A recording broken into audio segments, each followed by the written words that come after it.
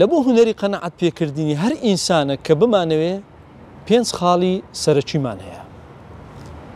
یەکەمیان زمانی جەستە، دووەمیان تۆنی دەنگ، سێمیان بەکارهێنانی وشەکان، چوارەمیان جلوبەرگ پۆشینی جلوبەرگ، پێنجەمیان کردار و ڕەفتارەکان. ئەو کردار و ڕەفتارانەی ئەتو دەینوێنی. باش، ئێستا دێن لە خاڵی یەکەم زمانی جەستە. طبعاً بەکارهێنانی زمانی جەستە یەکێکە لە بابەتە هەری گرنگەکان کە کاریگەری 155 لەسەر ئینسانی بەرامبەر دادەنێ. توێژینەوەیەک هەیە بە ناوی توێژینەوە میهرابین، دەڵێ چی؟ دەڵێ زمانی جەستە ئەوەندە کاریگەری لەسەر کەسی بەرامبەر دادەنێ کە نەن تۆنی دەنگ و نەوشەکان ئەو کاریگەریان نییە. کاتێک کە کەسێک گوتاربێژە، کەسێک کە دەستە شوێنێک دەیەوێت قەنەعەت بە بەڕێوەبەرێک بکە، یاخود قەنەعەت بە خاوەنکارێک بکە، یاخود قەنەعەت بە کەسی بەرامبەر بکە، زمانی جەستە قسە دەکا، پەیامی هەیە. ئەو دەست و بازوەی تو، ئەو قاچانەی تو، ئەو دەموچاوەی تو، ئەو لێ و برۆ و چاو و ئەوانەی تو زمانە، ئەوانە لوغەنە، پەیامی هەیە لە بۆ ئەوەی کەسی بەرامبەر ئەتوی ئیقناعکەی لەو ڕێگەیەوە. 155 کاریگەری دروست دەکە لە سەریان. بۆ نمونە کاتێک کە تو لەگەڵ کەسێک قسە دەکەی، حیوار دەکەی، گفتوگۆ دەکەی، مەفروزە جەستت کامل ئاوە ڕووی لەوی بی. جەستت ڕوو دەکەیە ئەو.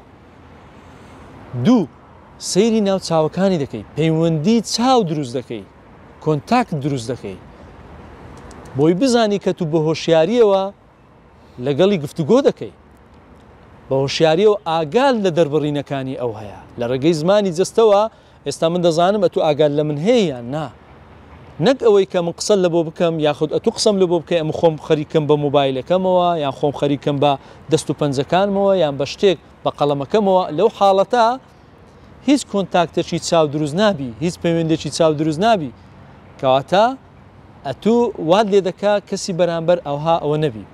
خاڵەکی دیکە لە زمانی جەستە زەردەخەنە. ئەو دۆخەی کە دروستی دەکەی، ئەو کەش و هەوای کە دروستی دەکەی، زەردەخەنە کاریگەری لەسەر کەسی بەرامبەر دروست دەکا.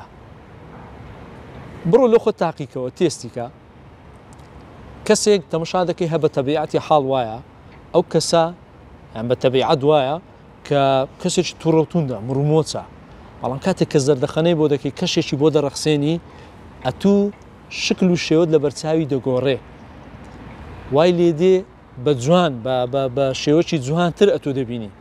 کەواتە زەردەخەنە لێرە کاریگەری هەیە، کاریگەری لەسەر کەسی بەرامبەر دادەنێ. باشە؟ جا لە زمانی جەستە ئەو دەستانە کاتێک کە دەستەکانت بەکاردەینی بۆ ڕوونکردنەوەی شتێک بە هەمان شێوە، بۆ ڕوونکردنەوەی بابەتێک یاخود شتێک تەوزیح دەدەی، چونکە هەر قسەکردن وەکو گوتمان هەر وشە بەز نییە دەری ببڕی، هەر تۆنی دەنگ بەز نییە، دەبیت دەستەکانت قسە بکە، دەبیت تەوزیح بدەیت. لەو حاڵەتەی جارێکی دیکە بە هەمان شێوە کاریگەری لەسەر دروست دەکەیت. جاوە لە بابەتی زمانی جەستە ئەگەر پێدا بچین زۆر شتی دیکە هەیە ئەمە دەتوانین ئەوە بکەین، بەڵام وەکو باسمان کرد تەنها خاڵە سەرەکیەکان باز دەکەین و بە خێرایی بەسەری دادەڕۆین.